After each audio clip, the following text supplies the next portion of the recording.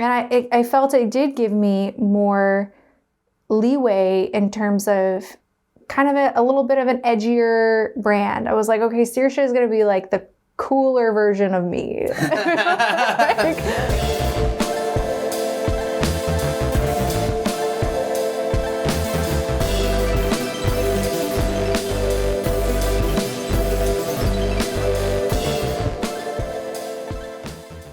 Hello, everybody. Welcome to another episode of PsychoActivision Presents. I'm your host, Peter Strickland, and we've got another wonderful interview for you today. Before we get started, I did want to ask that if you're watching on YouTube, please like this video, subscribe to our PsychoActivision YouTube channel. If you're listening on Spotify, Apple Podcasts, or Google Podcasts, then please rate and review us. You can also follow us on Instagram at PsychoActivision. For today's episode, I've got one of Atlanta's best synth pop artists, Seersha. That's so nice. Thanks, Peter. Yeah, of course. It's nice to have you here. You and I met a couple years ago in an interesting way that is kind of directly related to a lot of things I want to talk to you about today. So, and honestly, I would say that maybe I'll go ahead and introduce the topic of like today's conversation, which is visuals and sound when it comes to music, and how those two things, that's what I mainly want to talk about, just because that's kind of how we first met and we'll tell that story in a minute. But before any of that, please, before I forget, promote your social media or any shows that you have coming up, music releases, anything like that. Yeah, that sounds great. I would love to do that. I would love if you're here watching on YouTube, first, of course, follow this channel, then go over to Seersha's channel, my channel, and follow that, subscribe to that as well. And I'm at Seersha Music, that's Seersha, across all platforms. IG is a great place to follow. I keep that pretty updated. And I would also love if you check out some songs that I have co-produced that have super recently come out. One is with an artist named Alyssa Jacey. She's based in Nashville. The song is called See Me Cry. And the other just came out yesterday, an Atlanta local artist, Bridget Lean. Her band's called Bridget Lean and the Houseplants. So both of those are actually on my Spotify on the Discover Seersha playlist if you want to check that out.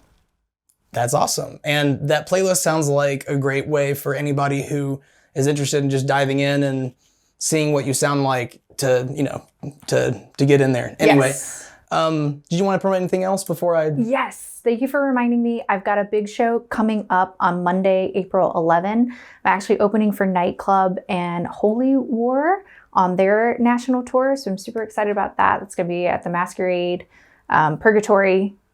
And you can get your tickets directly from me, either on my website, searshamusic.com, or on IG, click the link tree, or just DM me and I'll get that to you. I love Linktree. It just makes everything so easy. You can just put everything, just be like, just go there. That's where everything is. Exactly. But anything else before I just didn't want to talk over you or anything. I think that's it. I think those are the main things. Those tracks that I co-produced have just come out, and then that show's coming up. That's a big one for me. Yeah. Yeah. I really, before I kind of get back to what I was talking about a minute ago, because you mentioned co-producing some tracks, I really appreciate that about you as an artist, just that I know a lot of people who are I don't really want to call them out or anything and say that they're like, it's like they're, I guess, maybe self-absorbed, but they don't really make music outside, or they don't really help with other people's music, if that makes sense. Like anything that I've ever heard from them is just something they've made, and they kind of don't really have a collaborative spirit.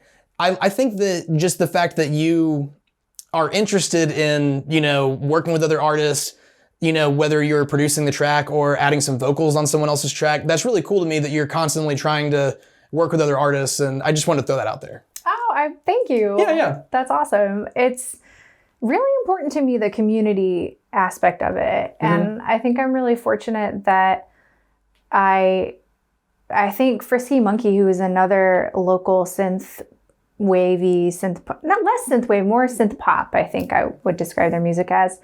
They connected me to this great synth driven community on Twitter. And so a lot of the stuff where I've contributed vocals and done some writing or other collaborative projects have come through that community. And when I do work with an artist from a co-production standpoint, especially if we're getting more in the weeds with the technical stuff, I always want them to walk away feeling like they're empowered with more information, that they've learned something new, that they know that they're taking steps in a direction that if they want to start taking on some of that on their own, that they're getting those tools. Because I think for me, I wish that I had more confidence in myself to start producing earlier. So I try to, if I can, I try to be that catalyst for others to, hey, you can do this. You can. Absolutely. Yeah, that's awesome. Yeah, take a step. So yeah, thanks. Yeah, of course. Going back to originally what we were talking about, what I want the topic of today's discussion to be, I think it's important to tell the story about how we first crossed paths, because we don't necessarily have any mutual connections or anything from what I understand. I was working for a local photographer 2-3 years ago before the pandemic, and part of my job for him was helping him pare down on a lot of the technology and random stuff that he had. Like, I sold some cameras for him and things like that. And I would meet people, who basically to sell things on Craigslist. And one of the items was this Panasonic, do you know like the technical name for it? Like, or is it just like a radio TV? Or like it does have a radio, an AM and FM radio in it, but it's also a CRT. Okay. TV. Yeah. So it's like something you would take camping back in like the 80s, I guess. Yeah. And he had it from, I think, maybe his father. And, they weren't going for a whole lot online or anything, especially since a lot of people were like, you can barely get them to work and everything. And he had me sell it, and you contacted us, and I ended up meeting you. Yep. I think I met you at like a Dunkin' Donuts. It was the Dunkin' Donuts. Yeah, it was the Dunkin' Donuts. to sell you this, probably for like $25 or something. Yeah. It wasn't too expensive, but and I remember I just kind of was curious, and I think did I ask you or did you tell me first about like why you wanted the TV? Because it just kind of I'm not sure. It doesn't really matter that much, but I probably feel like I was like, why do you need this TV? Yeah. Because I was kind of expecting, honestly, for it to be maybe like an older man or something who wanted it, who was like, oh, well, I know how to repair these. And like, I had one back in the day or something. But instead, you told me about an idea that kind of blew my mind and I never really thought about, but it kind of, it directly lined up with some of the aesthetics that I was really interested in and growing in my own visuals at the time, which is VHS, CRT, just like basically 80s and 90s glitch art, I guess is the best way to put it. And it was cool to me that you described the fact that you wanted to get multiple of those TVs and have them on a stage and, basically send a signal to them to where they're all playing like the same video while you were performing. And it's kind of crazy to me that the pandemic happened and then I didn't see you for like 2 years. And actually it's like I didn't see you, but we had contact because in a weird turn of events, my old photographer ended up selling his house and moving, and Seersha here moved into that house.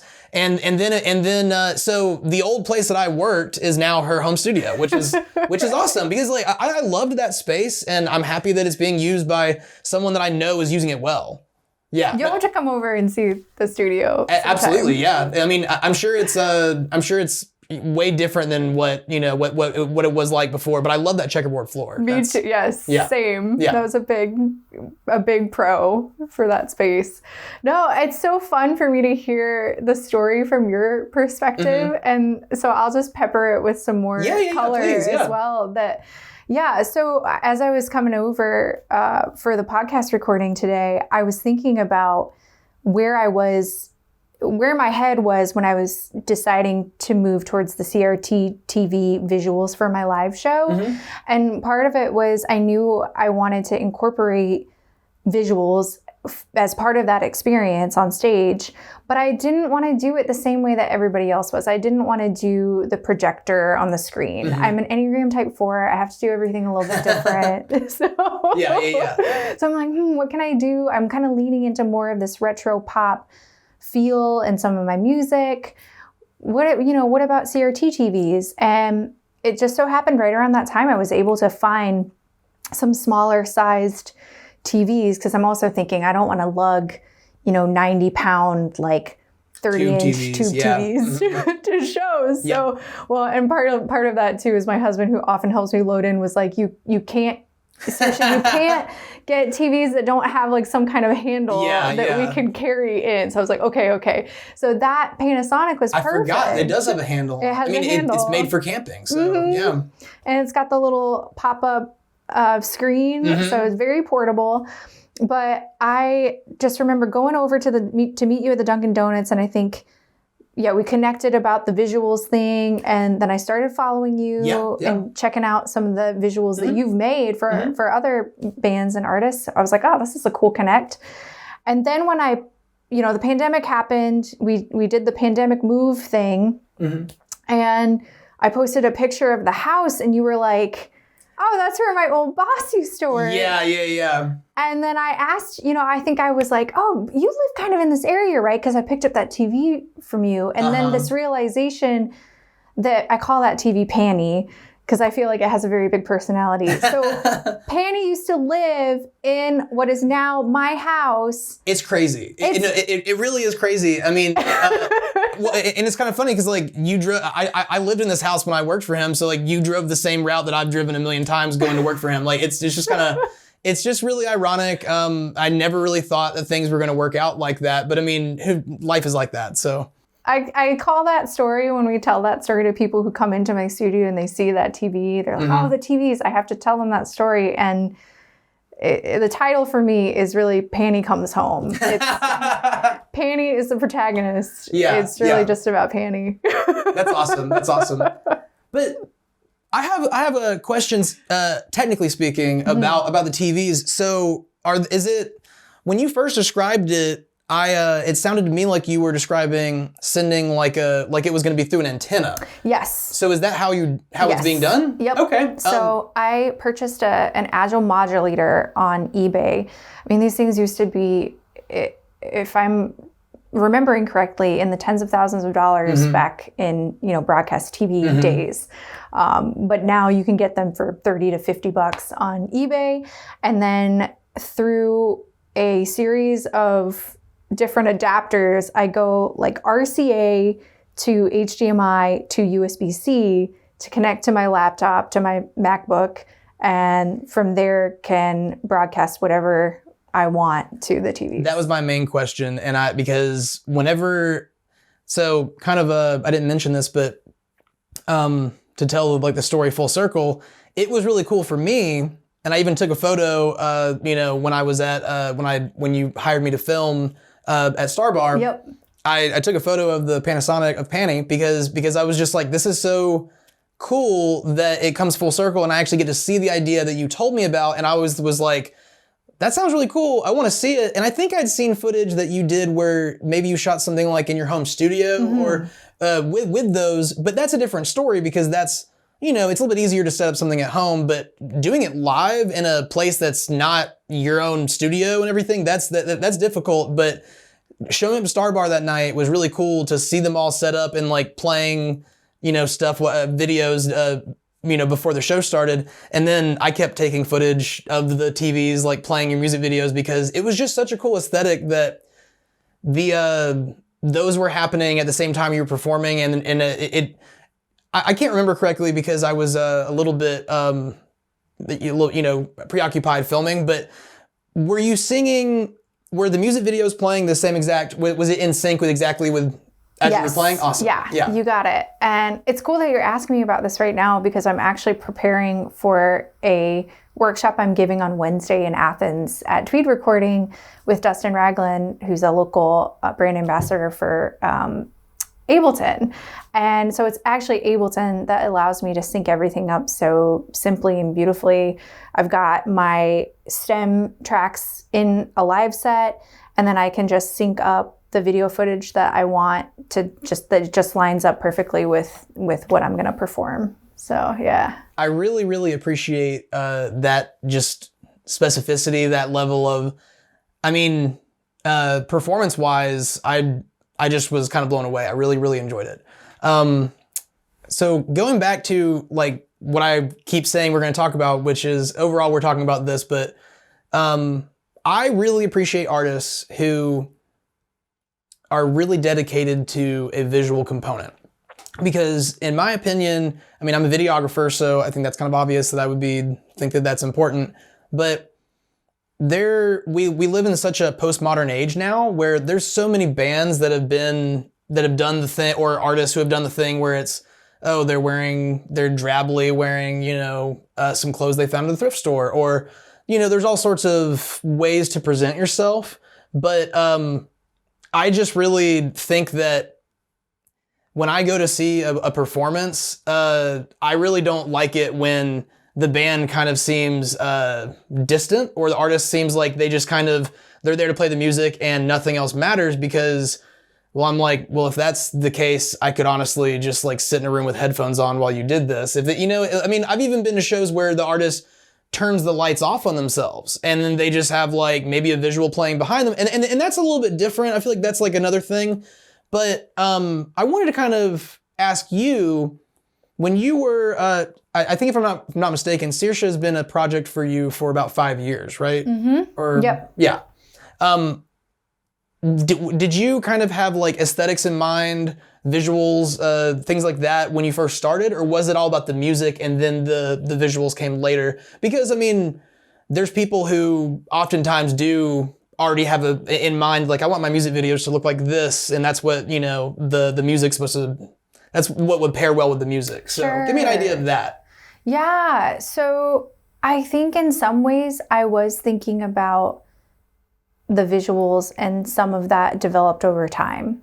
So I had a project when I first started trying to get into, when I first started my music career in 2014, I was stepping away from the corporate world. I was working part-time and then just doing any gigs that I could find, bar, restaurant, birthday party, anything. Mm-hmm. And I put out a project under my maiden name, Cara Claudia, and it was sort of like sonically all over the place, just kind of figuring out what worked and what was my sound. So I spent some time in Nashville. I was writing a lot, and that was about the time that some mentors were like, why don't you try production? You're feeling like you're not finding your sound. You play piano, you've got a good handle on theory, you play guitar, like you sing, you write, why not? Just give it a try. So that was when I first dabbled in Ableton and started to get my feet wet there. So came back to Atlanta and I thought, okay, I don't want to put out another project under kind of this old brand that I had. I want something fresh and new. And I was really tired of writing in rooms where people would say things like, well, we can't say that because it's not radio. It's, or no one's going to cut that song because it's too specific. I was like, I want to write songs that I want to hear. I want to write songs that are really honest and that express what I'm what I'm feeling or what I'm thinking, without worrying about if it's radio or if some other artist is going to cut it. So that's actually how Seersha was born, because the name is a Gaelic word that means freedom. And I really wanted this project to be about freedom of expression. So in all of that, wrapped up in all of that was, okay, how do I visually represent this? And I felt it did give me more leeway in terms of kind of a little bit of an edgier brand. I was like, okay, Seersha is going to be like the cooler version of me. Like a little bit bolder and a little bit darker. I really leaned into a little darker palette for the art for that first record. And right around the time that the first singles were coming out, my husband and I went to Vegas for the first time, and I knew I wanted to do I was starting to get into DIY visuals. So it's like, smartphones have started to have these amazing cameras. This was back in 2016. I was like, my husband had just gotten a new phone. I was like, all right, we're going to get the phone gimbal. We're going to drive out to the desert. We're going to get Joshua trees in here. I was born really near Joshua Tree National Park. So there's a little bit of a personal tie there. I want to just dress, cool, hip way, and we're just going to get this footage out in the desert and see what happens. So that video, that DIY video for Wasteland was maybe my first foray into just going with it. Just making something that I thought would be cool, and going from there. And we shot some of the footage for the paper video there as well. And then I mixed that with some footage from the, archive.org. Mm-hmm. And maybe, now that I'm thinking about it, I think stumbling across archive.org and all this old footage and kind of mixing that with the new was maybe one of the first, that was me mixing the new and the old. And then I think as I kind of thought about the CRT TV thing, I was like, feel like this would look really cool on this old tech, this old footage on this old tech. And so I guess it was a little bit of both, Peter. Like I thought about some things on the front end, and then a lot just kind of unfolded from there. I totally understand. And, going off of the name Seersha, meaning freedom, and meaning freedom of expression for you, I did want to, kind of say something I've noticed listening to your music is that you have a sound, but at the same time, I would say that it's mainly the vocal quality that carries through from song to song. And what I appreciate about your music is that I can't say your music is one style or is one, because, for example, there are songs that don't have any drums or very, very, very little percussion. There are songs that, I don't think you have anything that's percussion heavy necessarily or like really in your face, but at the same time, I think what I'm saying is it doesn't necessarily, I don't get bored. I'm always listening and going, this song, I can tell is the same artist, and I appreciate that it's, am I making sense? Yeah. Just because honestly, there are artists who kind of fall into like a sound, and then every song kind of has that twinge to it. But the main thing I would say, like I said, is that your vocals have like, I've always said like an ethereal, or I would say maybe a floaty or, kind of spacey kind of quality, which I really like. But that is the main thing that I think carries through and I can hear in all the music, and everything else. I just appreciate that you use different sounds and instruments. Like, I hear new percussion all the time that I didn't hear in other songs. So just want to throw that out there. Thank you. Yeah, of course.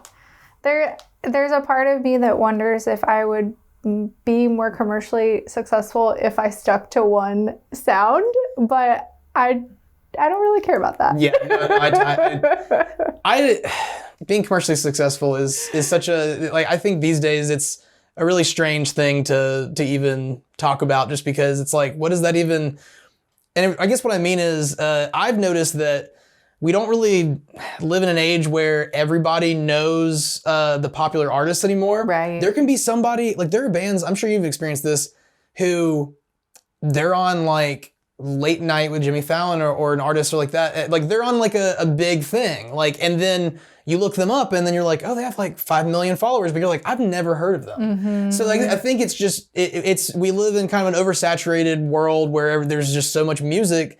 And the good thing about it in a way though, is that the internet's made it where people who are synth pop fans can find it. Yes. And actually I wanted to bring this up because I kind of noticed this.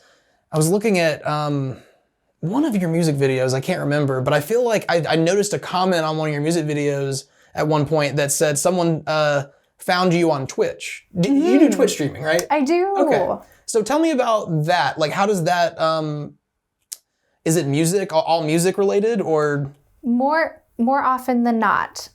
So I started out on Twitch before the pandemic. Mm-hmm. And I was doing music performance, so I would take requests on there, play original stuff, play cover stuff. And then I started getting more into some improv-y stuff. So I'd do just like live loop improv for a couple of hours. And actually some of those ideas have become songs. I'll take those ideas that I come up with on stream and then write around them, make an arrangement, build it out, that kind of thing. I have done some non-music streams that have been really fun, like a tasting video where I had some of my Twitch fam in Sweden sent me a bunch of Swedish snacks and Nice. like drinks and things. And my husband and I tried a bunch of that stuff on stream. And then we did the same where we sent a bunch of American junk food to Sweden. And so then streamed the Swedish peeps trying that stuff on my channel. So some fun stuff like that. It's usually Sweden related if it's not music. So we did a big Yule board. They sent a bunch of recipes and we made them and tried to do the Swedish like Christmas table tradition, which was a lot of fun. But yeah, it's mostly music. I got into it because a friend of mine was like, this could be a great way for you to connect with more fans. And to your point, we live in such a great time where we do have this direct access to people that like what we're doing or just like us as a person and want to support what we're doing. Yeah, I mean, cool. That's kind of like what social media is like often someone doesn't really even care about your music necessarily. That sounds bad, but it's like, I mean, I'm sure there's people who are like, I just think you're a cool person. And yeah, I listen to music sometimes, but it's like whatever gets you followers, so. Yeah. So do you want to tell everybody what your Twitch handle is or where to find you on Twitch? Yeah, I'd love to. It's Seersha Music on Twitch, or if you go to twitch.tv/Seersha Music, you'll find me there. Awesome. Going on with our discussion about aesthetics and or just like the visual aspect of music, I wanted to talk about your music videos.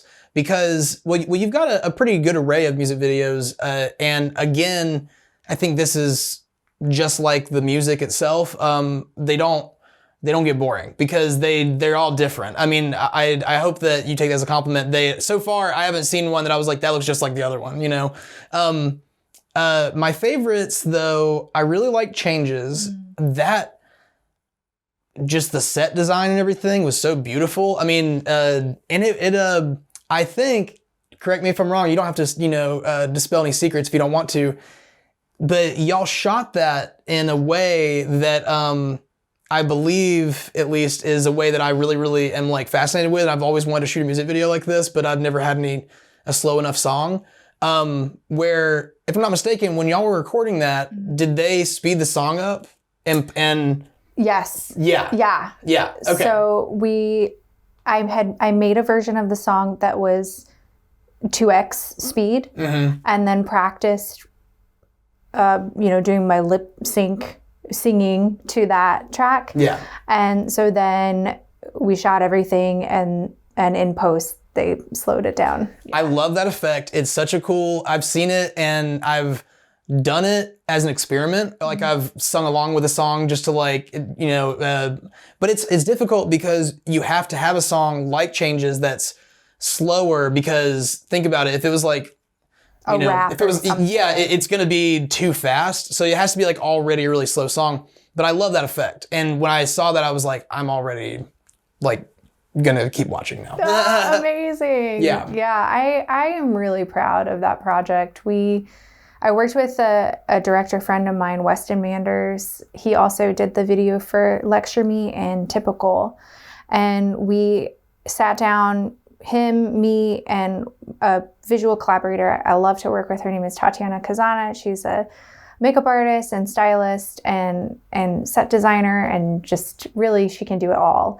And we sat down and we were like, what do we want to do with the song? What does the treatment look like? And I had this thought. I love the Labyrinth movie. I love David Bowie. I was like, can we do something that has this really whimsical feel, like the ballroom scene when they're in the bubble? I was like, well, we probably don't have budget to make a bubble, but maybe we can shoot it outside and have it be a little woodland whimsy. And we had over 25 cast and crew, and somehow managed to pull it off. I don't think I slept for at least 36 hours on the actual shooting weekend. We had a location change at the last minute that we managed to navigate, and actually I think turned out even better than our original location in the end. An artist, Lexi Street, let us use her beautiful backyard at the time. And yeah, I'm just so pleased with how that turned out. I really just, it's nice to hear, a little background on, but it's also kind of fun for me as a videographer to be like, I know how they shot that. But I feel like other people would go, that looks so floaty, but they're speaking in sync. Are they singing in sync? So how does this make sense? But I love that trick. But you had some, like I said, I'm trying to remember. I honestly am like visually trying to remember the video with the yellow and the lemons. Oh for Lie to You. Yes. Yeah. Okay. So sorry. Sometimes I'm like, I remember the visual, but I can't remember what the song, but no worries. I just really like that. Like I said, every video I watched was completely different. I'm trying to think. There was one more that I wanted to talk to you about. Well, I loved Typical. I think Typical was one of the coolest ones. I'm pretty positive you had it playing on the CRT TVs. Did you play it? Yeah. Yep. That one, I think, which, by the way, on the CRT TVs, you haven't added any other effects to the video. That's just like playing because it has like a glitchy effect to it. That's just the natural. Just from the TV. That's awesome. That is so. But I mean, like whenever I was filming it, that looked so cool. Just that it has this. So whenever I watched the Typical video, I was kind of like, wait a minute, this is supposed to look like a VHS for a second, but I was like, no, that was just the, It's just because it's on the TV, yeah. But I think that look with the CRT TV looks really cool. I think that's one you should definitely keep in there if you haven't already thought that. So that's awesome. Yeah, I'm so glad. I do really love how the videos look when they play through the TVs. It just adds that magic special sauce. Well, it's very, and it's an authentic look.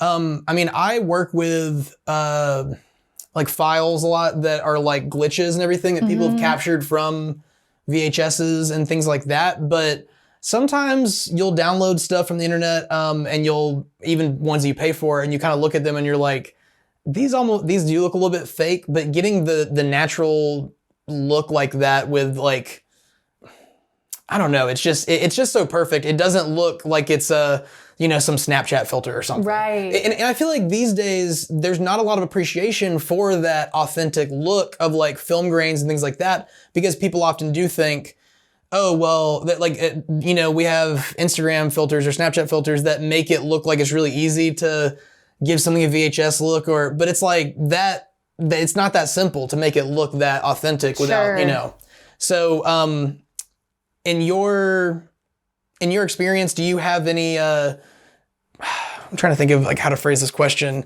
When you're editing your own stuff, do you use any kind of like, I guess like, I mean, I sometimes use like synthetic effects, like visually do you use stuff like that too? Or do you just try to go for the natural CRT look as much as possible, I guess? I guess it depends on what I am editing. For the Lie to You video specifically, there's a couple of moments where I don't even think it was a filter, but I think I just looked up a tutorial about how to do it in Premiere, where I kind of shift the blue and the reds to have that effect. It's called chromatic aberrations, which I love that. I only know that because in Premiere, it's like an effect. In Adobe, it's basically chromatic aberrations is like when you look at an object and then it's separated into red, green, blue.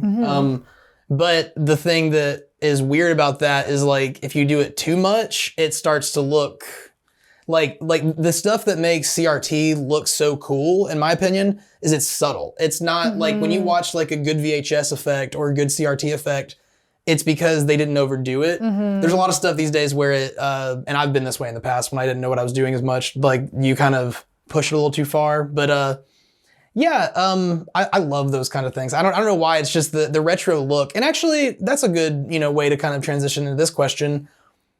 Why do you like the retro look? Is it I think you're like me that you are a 90s kid. So is that part of it that it's nostalgia? I think a lot of it is nostalgia. Like the Beach music video, I actually just took VHS footage that my parents had and converted it to digital. Really cool, yeah. And I didn't do I didn't add any filters. I didn't do any color correction because it didn't need it. It was just, you know, straight up footage from the 90s, you know? So. Yeah. It really breaks my heart this happened.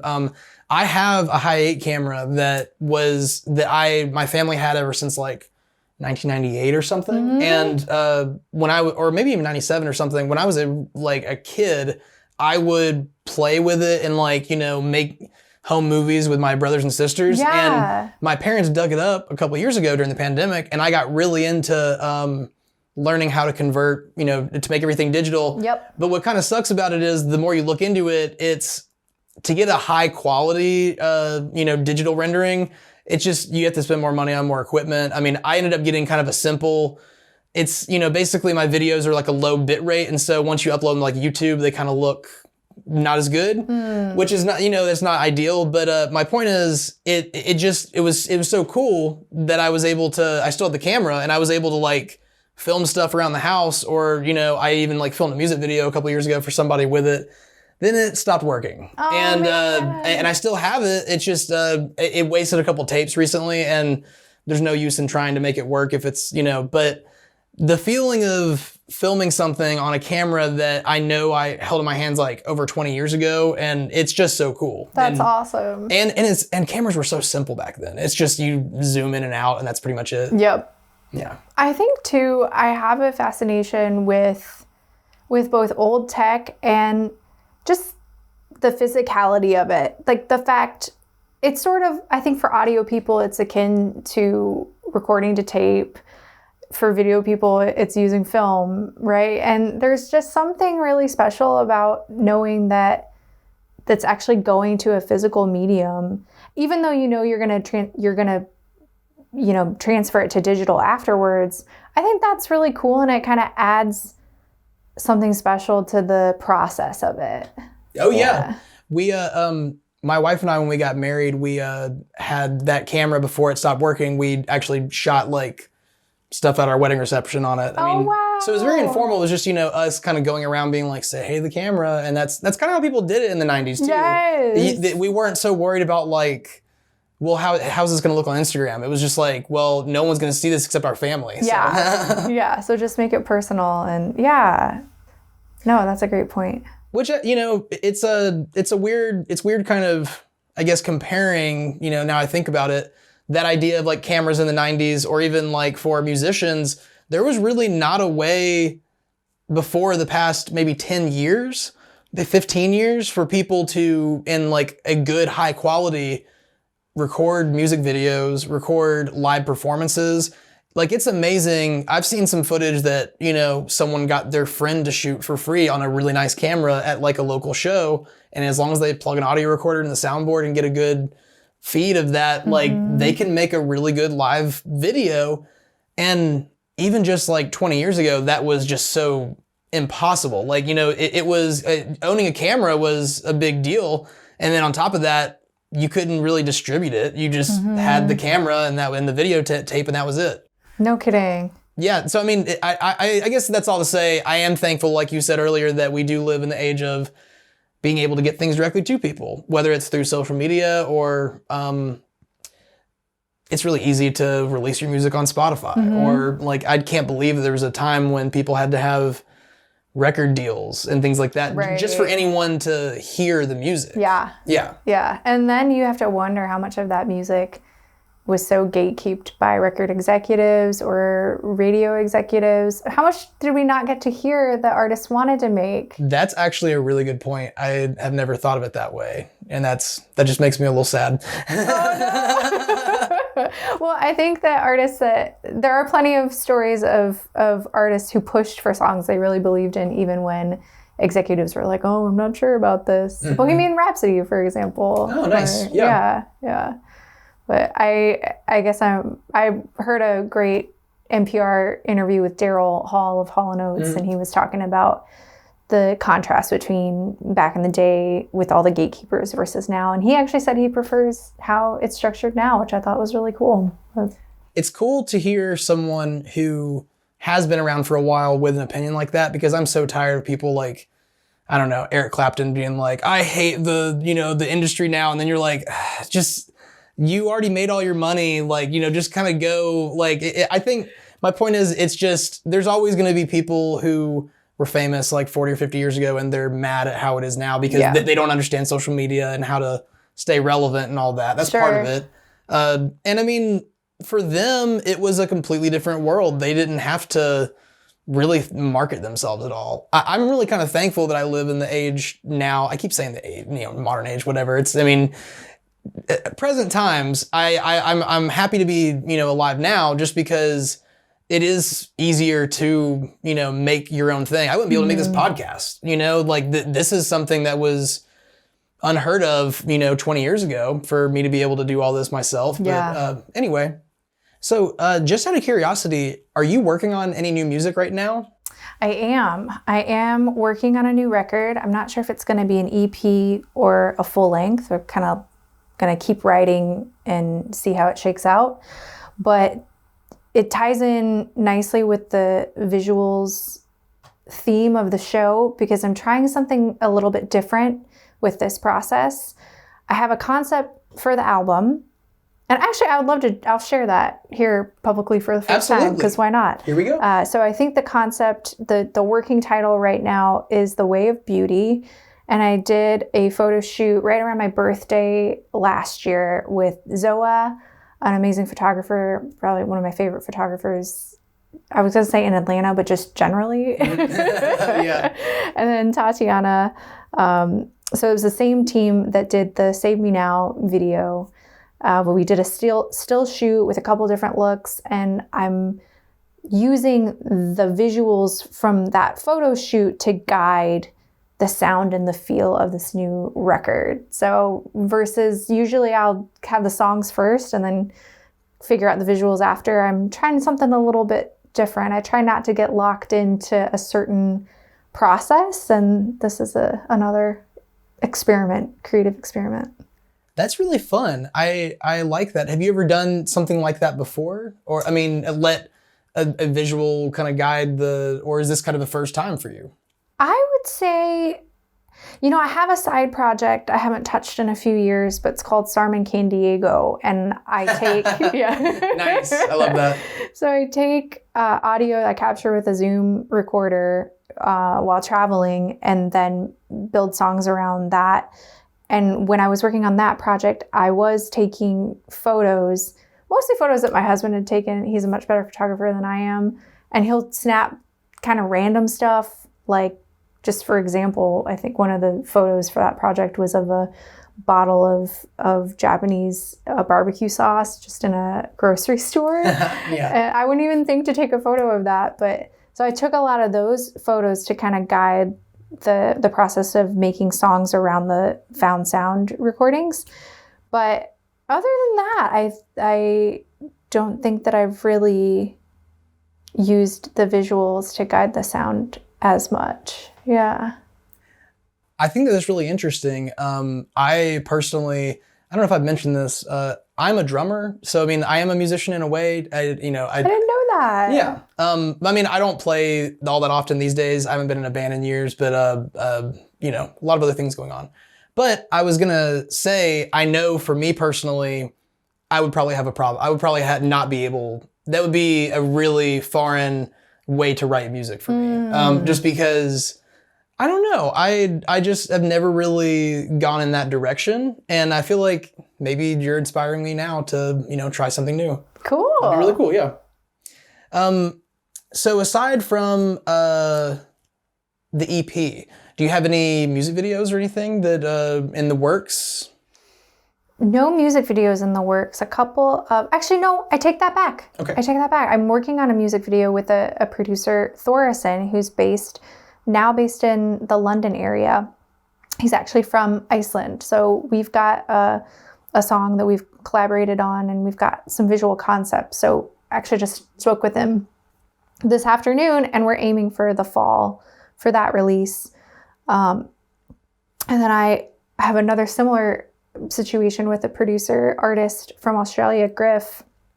So we've worked on a track together, and we're going back and forth about some different visual ideas. So that may come to fruition.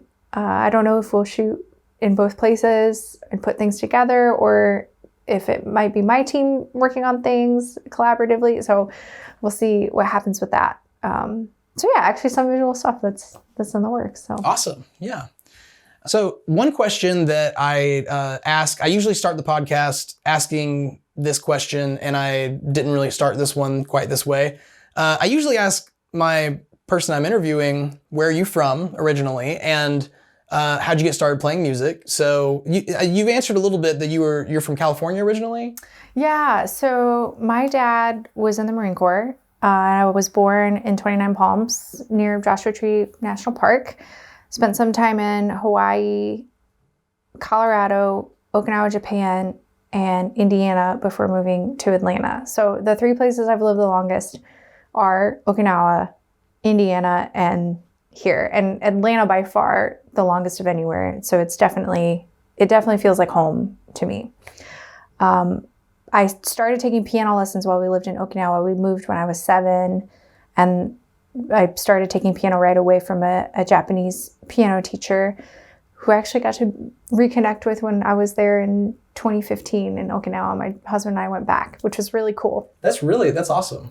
Because that was such a huge formative experience for what I do now. Oh yeah, absolutely, yeah. So that was a great foundation for me. Just years of from then through age 18, I took classical piano lessons. I considered becoming a music major, but I thought I didn't want to.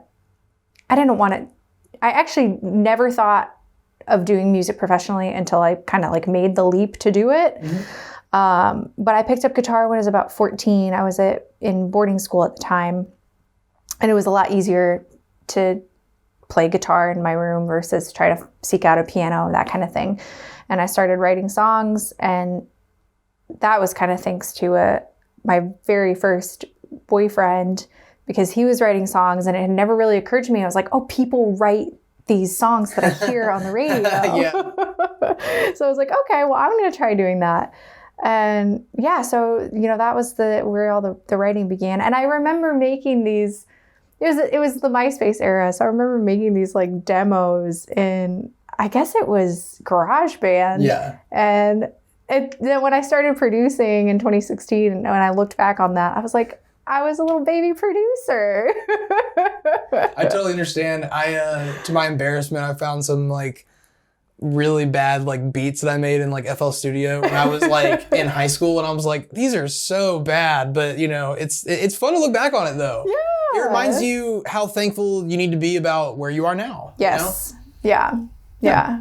But that's it sounds like you had a fairly traditional then music upbringing. It's not like you taught yourself how to play guitar or it sounds like you had a good teachers and a good support system of that. I definitely had a great support system. I'm so glad my parents really encouraged me to stick with the lessons, the piano lessons. And on the guitar side, I had enough lessons to kind of get me into it. And then there were actually some pretty big gaps in my knowledge for a while. And then a few years ago, I took lessons here in town to kind of fill in some of those. And I actually started lessons recently again to try to build I would really love to be able to shred. That's my goal in a few years.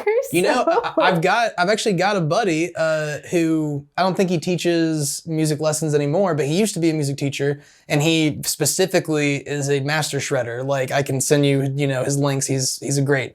But that, so if you ever, maybe y'all can collab at some point and he can teach you how to shred, because he's really good. And I think y'all's music would cross over in some way, because he makes electronic, kind of lo-fi music. So yeah. That sounds great. Yeah. But that was, just something I wanted to kind of cover, because I'm always interested in where someone, got into music, because it's different for everybody. Mm-hmm. For me, it was kind of similar to you, that my mom signed me up for like piano lessons, and then I started taking, took guitar lessons and drum lessons and things like that. So it, for other people, like I said, they just pick it up and they start doing it. So it's just so interesting to see how everyone, has a different story with that. Mm-hmm. I think we're probably going to wrap up the conversation here. It's been really awesome. This has been just a lot of fun. And I just wanted to ask you one more time if you wanted to promote anything, like your social media, shows, anything like that. Yeah. I guess I'll just reiterate, wherever you are on socials, I am there. It's Seersha Music everywhere. And if you're here in Atlanta, I've got a show at Masquerade on Monday, April 11, opening for Holy War and Nightclub. Another great local artist, Ghost Host, will also be there. You can get your tickets from me on socials or my website. And yeah. Awesome. You can follow us at PsychoActivision. You can follow PsychoActivision Presents on Spotify. We have, a playlist on YouTube with all of these episodes, so you can literally just click if you want to watch all of them. Aside from that, thank you so much for coming in. This has been a great conversation, and, maybe eventually I'll have you back on when you have more updates, like a new album out or something. That sounds great. Thank you for having me. Thanks.